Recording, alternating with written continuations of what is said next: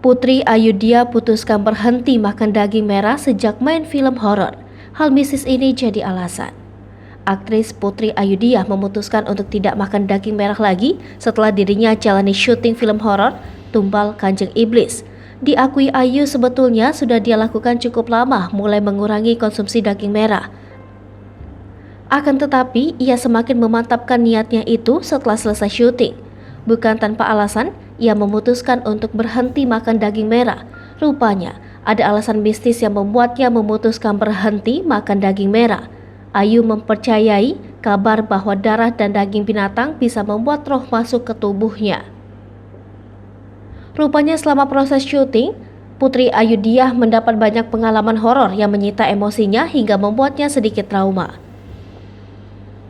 Film kolaborasi V-Cinema Picture dan Legacy Picture itu direncanakan akan tayang di bioskop pada 22 Desember mendatang.